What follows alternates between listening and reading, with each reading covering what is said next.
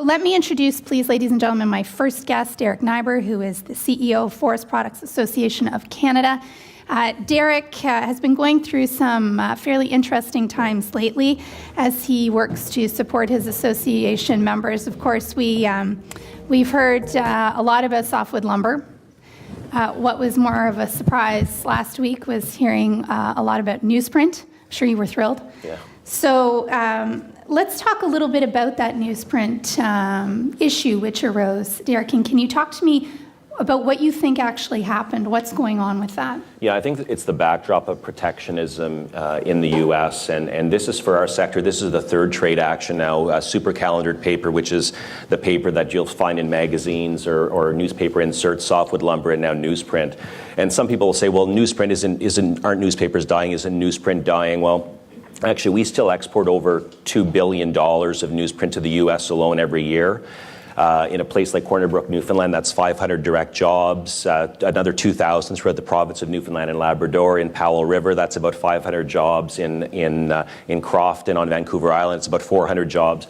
So, we're thousands of jobs across Canada in a category that's declining about 10% a year, but for the next few years, there's still a pretty good business there. The mill in Corner Brook, further to Amy's comments, Corner Brook has diversified. They only send about half of their newsprint to the U.S. The other half goes elsewhere around the world. So the diversification is happening. But what this has done is these mills, as they're looking at the runways that they have, they're looking at investments over the long term to transform those mills into other innovative products. And the challenge this newsprint case presents is really fast-tracking the challenge and not giving them maybe some of the time to make those investments to move into other product areas. So a real surprise, really unfortunate, and similar to softwood lumber, basically founded on creative writing.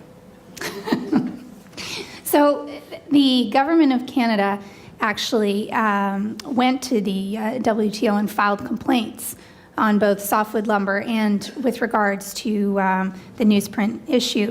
And I guess I'm wondering if this is in fact a test to ensure that any new NAFTA agreement that may or may not be developed actually maintains a dispute resolution clause. Yeah, I think it's a must for us in NAFTA and also to ensure that the U.S. is following the requirements under WTO. We were one of the first groups to support the government last week when that WTO action came out, although it's not just about us. That was a very broad move referencing other countervailing duties and other trade actions to other countries. And we've seen in the last year alone a 50% increase in those kind of trade actions from the U.S. alone.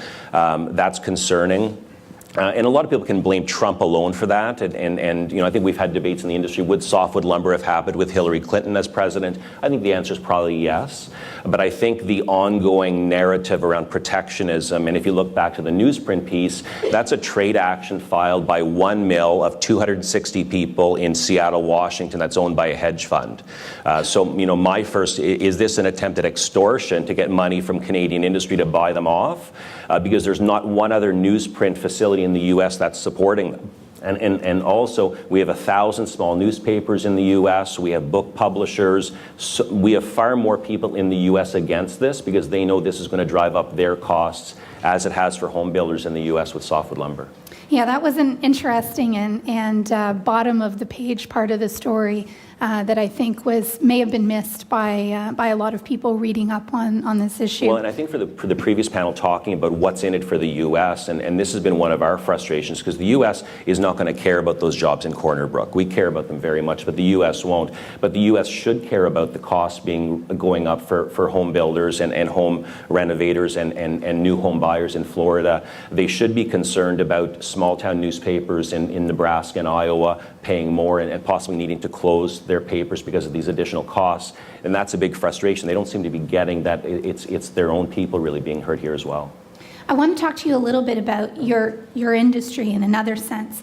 Up to this point, the public perception, up until relatively recently, I think it's fair to say, the public perception of your industry may not have been one that was environmentally friendly. People may not have looked at the work that your associated companies and industries were doing as one that was environmentally friendly. What are you doing to actually improve that image as you move forward? Yeah, we've come a long way, and I reference Elizabeth May when I talk about this, because Elizabeth was chaining herself to the trees in the West about 30 to 40 years ago, and she's now one of our biggest supporters in terms of the work that we're doing, and I think it's a combination of things. I think the ongoing engagement on the ground with Indigenous peoples in terms of planning that's happening, the role that forestry plays in carbon, in mitigating carbon and climate change, which is big for this government. Across the country, on average, depending on species, we harvest the trees at about 80 years old. If you leave trees in, they're either going to burn or they're going to rot. And last year we lost 1.1 million hectares of forest in the interior of BC. And last year we lost 24 times the number of trees that we harvested to fires and pests. And that speaks to the need, so there's significant environmental benefits that come with active forest management, plus just the cycles. We're planning in 150 and 200-year cycles, strictly regulated at the provincial and federal level. So that's moved a lot. But it's about continuous improvement, because the customers want sustainably sourced product, not only in Canada but around the world. So as we think about the global market and expanding markets, that social responsibility factor continues to be really important. And undoubtedly plays into the idea of a progressive international trade agenda as well.